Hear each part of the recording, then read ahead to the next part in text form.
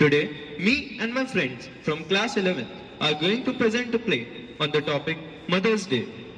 The characters in the play are gonna be Mrs. Annie Pearson, George Pearson,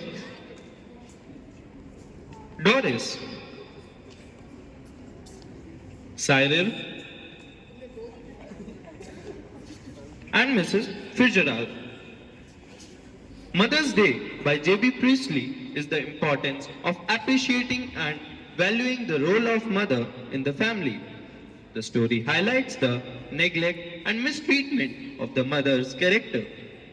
Mrs. Pearson by her family members who take her for granted and fail to acknowledge her sacrifices and hard work. Mrs. Pearson also tried to teach lesson to her children by changing personality with Mrs. Fitzgerald. That's all I can tell you, Mrs. Pearson. Could be a good fortune, could be one. All depends on yourself now. Make up your mind and there it is. Yes, thank you, Mrs. Mitra. I am much obliged. I'm sure it's wonderful having a real fortune teller living next door. Did you learn that out east too? I did. The years I had of it. Mrs. Pearson dear, put your foot down. Once for all, be the mistress of your own house and the boss of your own family. That's easier said than done. Besides, I'm so fond of them, even if they are so thoughtless and selfish. They don't mean to be. Maybe not, but it would be better for them if they learned to treat you properly. Yes, I suppose it would, in a way. You run after them all the time, take their orders as if you were the servant in the house, stay at home every night while they go out enjoying themselves. Never in all your life. It's ruin of them as well as you. Husbands, sons, daughters should be taking notice of wives and mothers, not giving them orders and treating them like dirt. And don't tell me you don't know what I mean, for I know more than you have told me. I keep dropping a hint. Hint? It's more than hint your family needs, Mrs. Pearson. I suppose it is, but I do hate any unpleasantness, and it's so hard to know where to start. Oh, good gracious, look at the time. Nothing's ready, and they will be home any minute and probably all in a hurry to go out again. Let them wait or look after themselves for once. This is where your foot goes down. Start now. Mrs. Fitzgerald, I know you mean well. In fact, I agree with you. But I just can't, and it's no use you trying to make me. Then let me do it. Oh no, thank you very much, Mrs. Fitzgerald, but that wouldn't do at all. I couldn't possibly be somebody else. They would resent it at once and wouldn't listen. And really, I couldn't blame them. I know I ought to do it. But you see how it is. You haven't got the idea. Oh, I'm sorry. I thought you asked me to let you do it. I did, but not as me, as you. But I don't understand. You couldn't be me. We change places or really bodies. You look like me, I look like you. But that's impossible. How do you know? Ever tried it? No, of course not. I have it. Still ought to work. Won't last long, but long enough for what we want to do. Give me your hands, dear. Well, I don't know. Is it all right? It's your only chance. Give me your hands and keep quiet a minute. Just don't think about anything. Now look at me. Ashada dum, ashada lum, ashada lum dum pona. Ashada dum, ashada lum, ashada lum dum pona. Oh, it really happened. Of course it happened. But what am I going to do? Go into my house for a bit. There's nobody there. Then pop back and see how we are doing. You ought to enjoy it. Better get off now before one of them comes. Yes, I suppose that's best. You sure it will be all right? Mom, you will have to iron my yellow silk. I must wear it tonight. What are you doing? What do you think I'm doing? Whitewashing the ceiling? But you are smoking. That's right, dear. No law against it, is there? But I thought you didn't smoke. Then you thought wrong. Are we having tea in the kitchen? Have it where you like, dear. Do you mean it isn't ready? Yours isn't. I got all I want. Mom, what's the matter with you? Don't be silly. It's not me that's being silly, and I must say it's a bit much when I've been working hard all day and you can't even bother to get my tea ready. Did you hear what I said about my yellow silk? No. Don't you like it now? I never did. Of course, I like it and I'm going to wear it, so I wanted iron. Wanted ironed? What do you think it's going to do? Iron itself? No, you are going to iron it for me. You always do. Well, this time I don't. And don't talk rubbish to me about working hard. I have a good idea how much you do, Doris Pearson. I put in twice the hours you do and get no wages or thanks for it. Why are you going to wear your yellow silk? Where are you going? Out with Charlie Spence. Why? Why? What's the matter with you? Why shouldn't I go out with Charlie Spence if he asks me and I want to? Any objections? Go on, you might as well tell me. Can't you find anybody better? I won't be seen dead with Charlie Spence, buck teeth and half-witted. He isn't.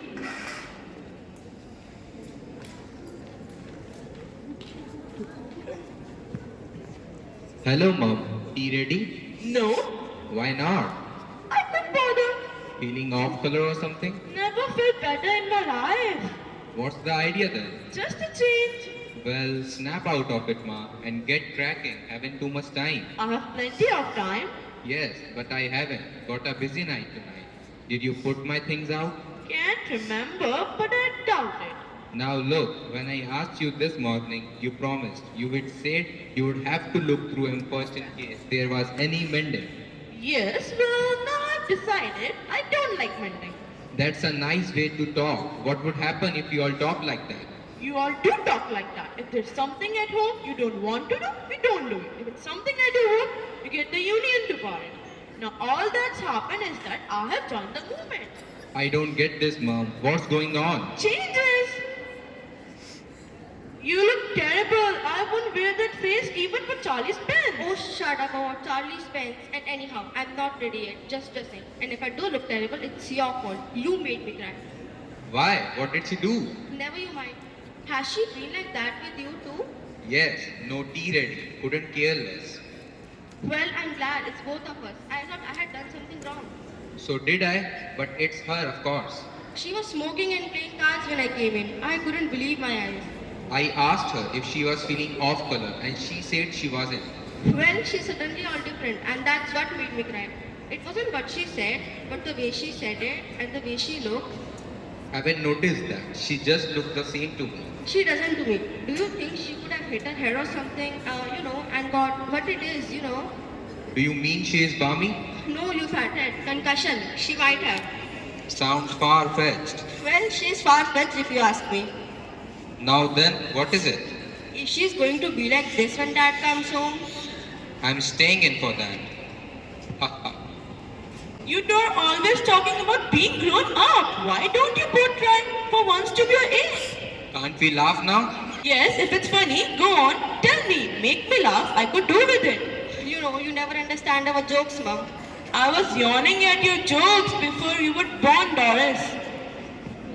Mind you, I think it's a bit thick. I've been working all day. Same here.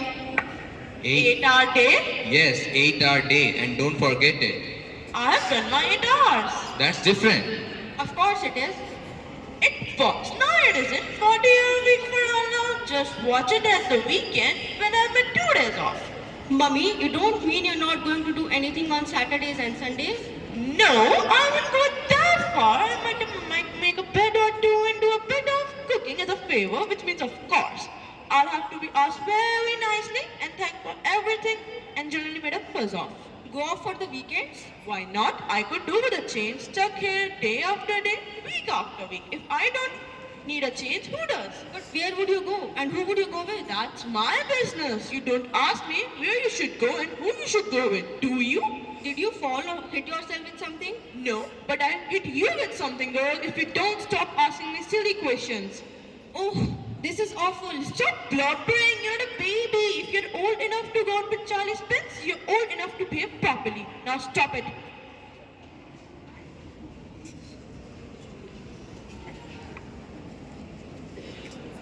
Hello, what's this? Can't be anything to cry about. You will see. Did she say, you'll see? Yes, What did she mean? better ask her. What are you doing? Taking selfies. Annie, but I've never seen you do it before. Well, you're seeing me now. Yes, and I don't like it. It doesn't look right. By the way, I forgot to tell you that this morning I wouldn't want any tea. Special snooker match, night at the club tonight, and a bit of supper going. So, no tea. That's alright, there isn't any. You mean you didn't get any ready? Yes, and a good thing too, as it's turned out. That's all very well. But suppose I wanted some. My goodness, listen to the men annoyed because I don't get a tea for him. That he doesn't even want. Ever tried that at club? Tried. What at the club? Going up to the bar and telling them you don't want a glass of beer, but you're annoyed because they haven't already poured it out. Never.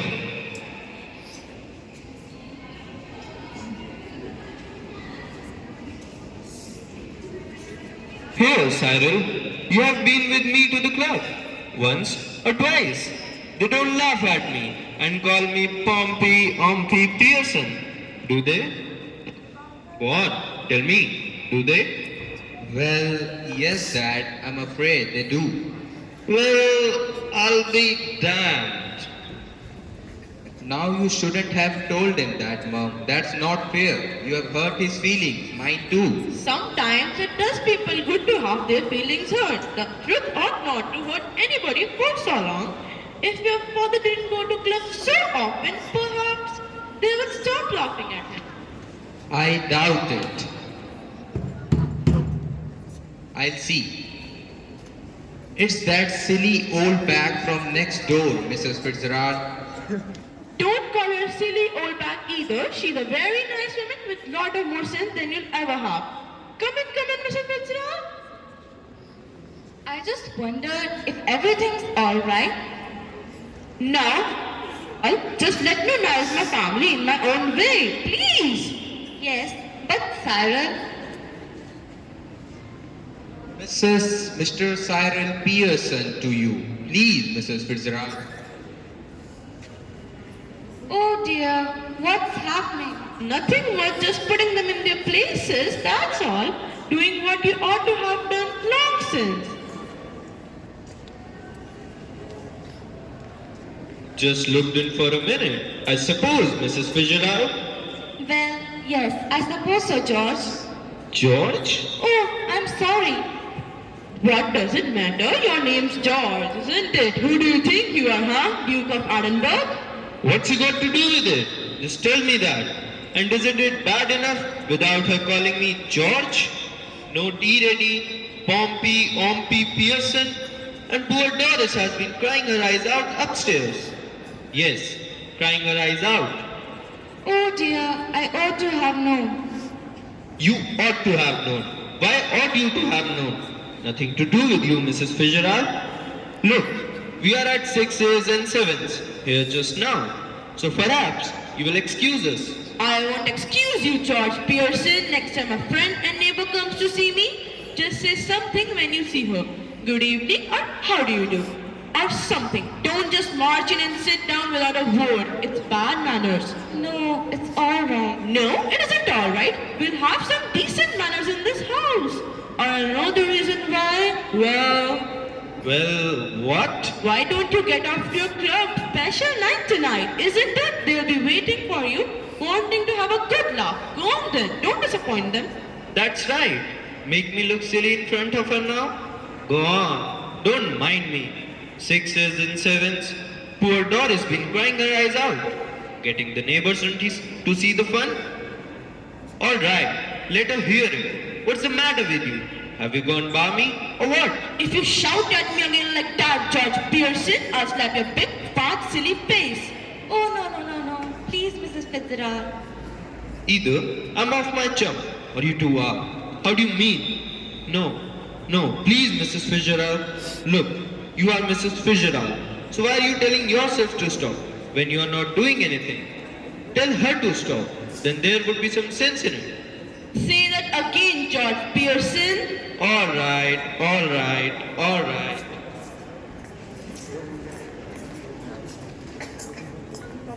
Hello, Doris dear. Hello, Mrs. Fitzgerald. I was going out to Charlie Spence tonight, but now I have called it off. Oh, what a pity, dear. Why have you? Because if you must know, my mother's been going at me, making me feel miserable and saying he's got buck teeth and is half-witted. Oh, you shouldn't have said that. So Mrs. Spiritual, I'll manage my family, you manage yours. Ticking her off now? Are you, Annie? They're waiting for you at the clip, George. Don't forget, and don't you start crying again, Doris. That's enough. Quite enough.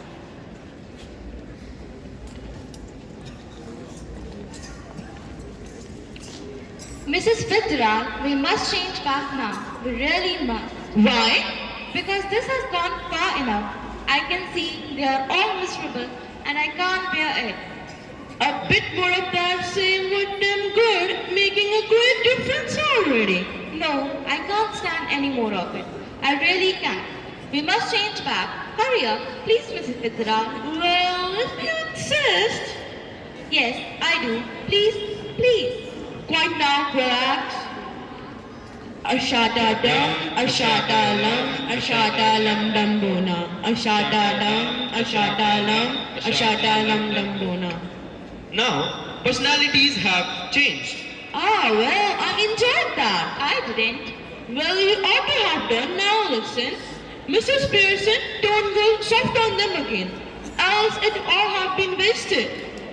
I'll try not to, Mrs. Fitzgerald. Don't you start apologizing or you're done for. It's all right for you, Mrs. Fitzgerald. After all, they aren't your husband and children. Now you listen to me. You admitted yourself you were spoiling them and they didn't appreciate you. Any apologies, any explanations, and you'll be straight back where you were. I'm warning you, dear. Just give them a look, a tone of voice. Sure, I'm just off to let you enjoy yourself.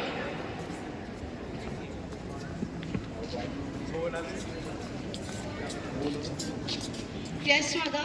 Seeing that you don't want to go out, I tell you what I thought we would do.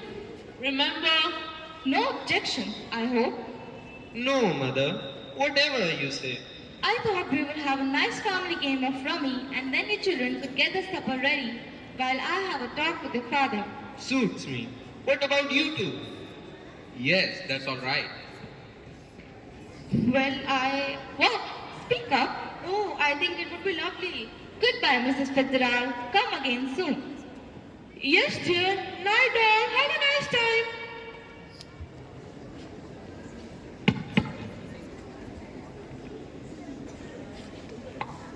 This play teaches us a lesson about that we should respect our mother and we should admire her hard work for us. Thank you.